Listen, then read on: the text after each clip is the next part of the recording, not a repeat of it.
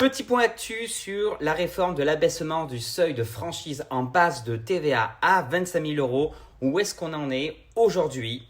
Nous sommes le lundi 24 février, il est 17h34 et ce que je suis en train de vous dire là, c'est acté, là c'est sûr et certain. Par contre, ça risque peut-être d'évoluer avec s'il y a d'autres actus après cette date. La première chose déjà qu'il faut savoir, c'est que la loi elle a été promulguée. Donc oui, elle est en ligne la loi. C'est-à-dire que le projet de loi de finances a été voté, appliqué, blablabla. Et la loi qui dit que le seuil va baisser à 25 000, c'est en ligne. C'est-à-dire que si vous allez sur l'article 293B du CGI, du Code général des impôts, et que vous prenez la date du 1er mars 2025, et bam, il y a un nouveau seuil. Sachant que ces seuils s'appliquent pour toutes les entreprises qui bénéficient de la franchise. Il va y avoir aussi les avocats, artistes-auteurs et surtout les micro-entrepreneurs.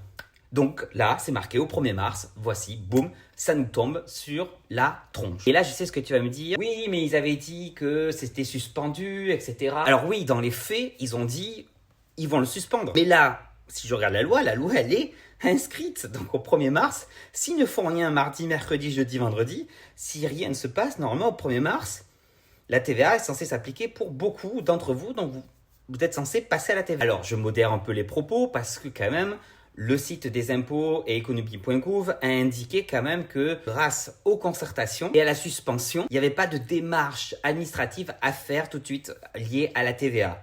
En gros, je traduis, vous poussez pas sur la TVA, vous passez pas directement à la TVA tant que eux ils ont indiqué suspendu. Elles sont bien sympas, mais on dit quoi aux clients? On leur dit quoi? On passe ou pas à la TVA? Ça veut dire que si c'est pas suspendu, qu'ils le continuent, ben on sera le 10 mars, on n'aura pas facturé la TVA à nos clients. Bref, c'est un peu, on sait pas trop. Par contre, ce qu'on sait, c'est qu'il y a une pétition officielle sur le site du Sénat. Je l'ai mis en story à la une sur mes réseaux sociaux.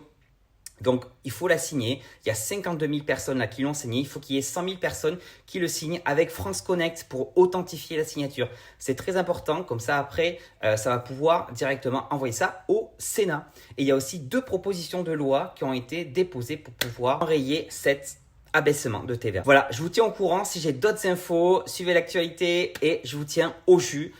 Courage à vous.